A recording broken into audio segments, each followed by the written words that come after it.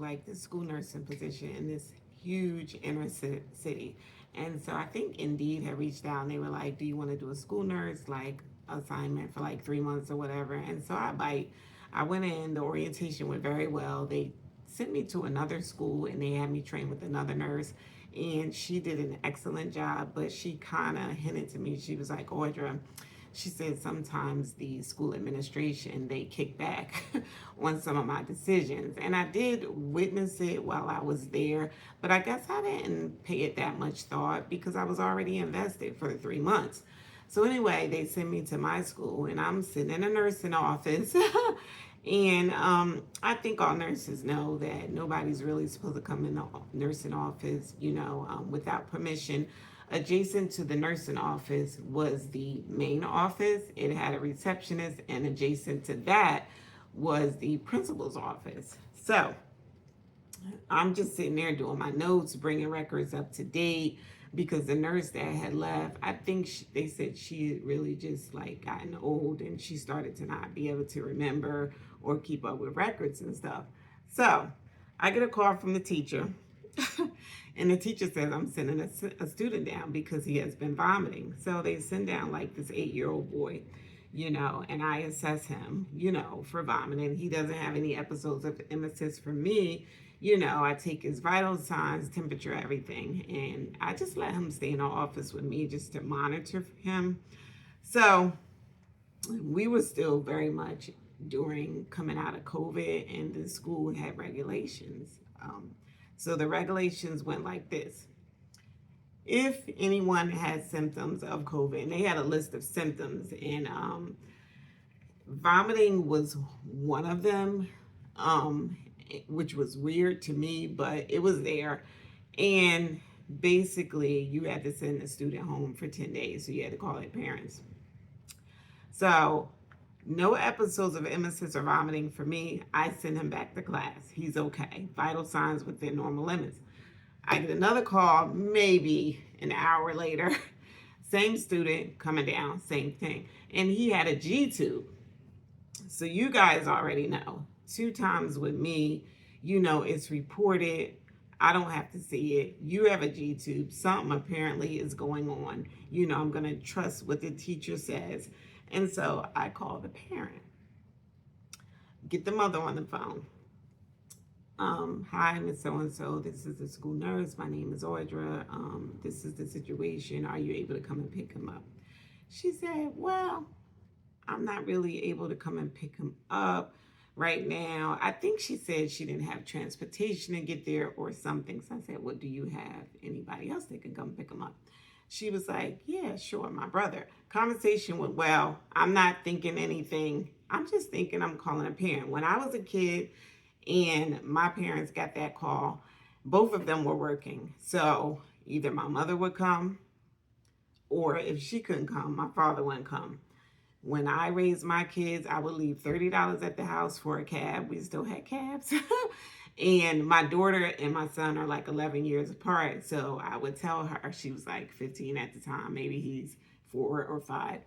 And I would tell her, if I can't get home and I call you, go catch a cab and pick him up from school. So I just thought it was a normal, common call that all parents get. But remember the environment that I'm in, which shouldn't have made a difference, but why am I sitting in the nursing office and I'm just doing my notes and everything, and next thing I know, I look up and the mom is standing over me. She's standing over me. She was like, yeah, now mind you, I still got the little boy in the office because that's 2 episodes. I got to monitor you. I got to keep you safe. You know what I'm saying? Parameters say he has to go home for 10 days. He's going to stay with me right there so I can keep him safe. And she comes in, and at first she addresses him.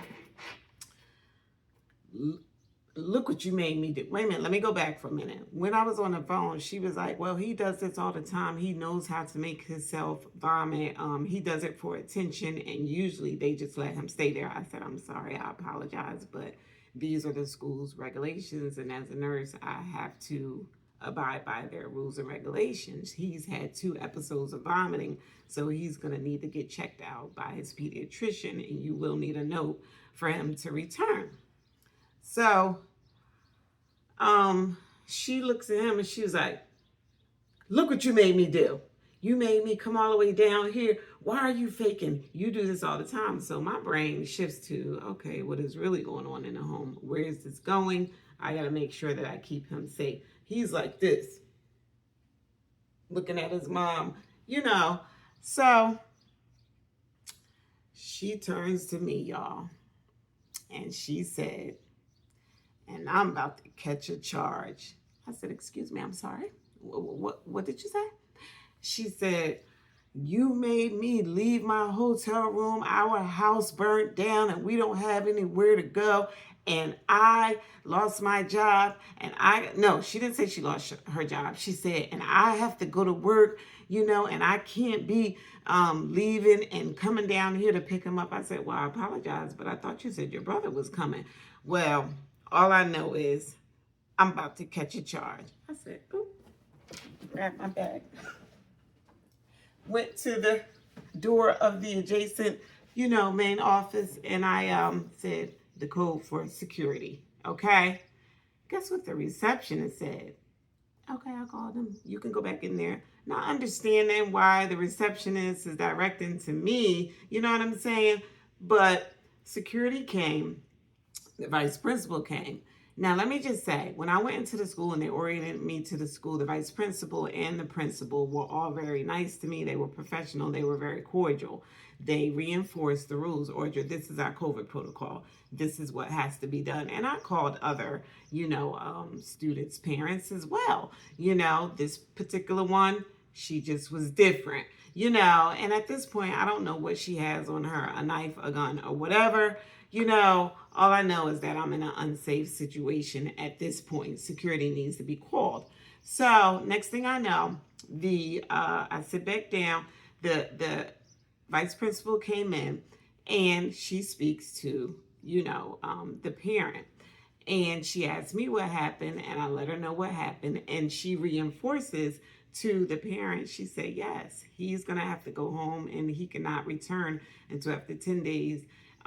With no symptoms, and or he may need a doctor's note. So why did the parent get aggressive? She's standing over the vice principal at this time. She was like, well, you usually don't do anything like this. You usually just let me send him right back to school. She was like, I'm displaced. Our house burned down and I have to go to work and I just can't be leaving just to come and pick up my son. Guess what the vice principal said, y'all? Y'all ready? Y'all ready? She said, oh, he can come back tomorrow. I'm done. After that, I finished my nursing notes for the day. I went home.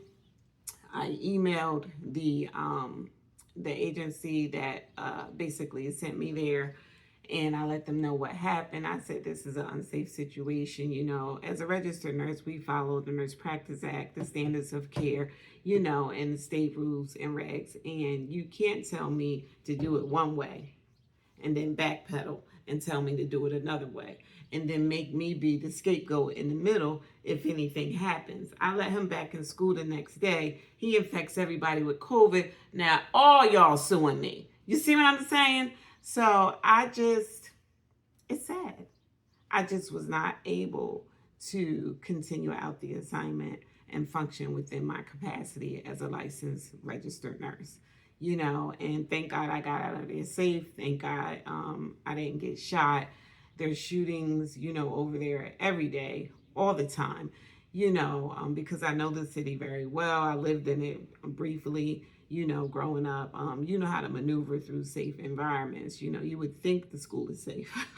You would think that they have metal detectors, for guns or knives or anything like that. But I don't even know how the parent got into the nursing office. Like, you bypass the front office and you're standing in my face. So there you go. I was done. Assignment over. And when I reached out so my agency said, well, why don't you reach out to the principal so that you could let her know exactly what happened. Like basically in terms of support, what can we do to mitigate this? Change this. She said, because Audrey, they really need you, to stay on and da da da da. I emailed and called the principal. She ghosted me. Y'all know how this go. That's it. End the video.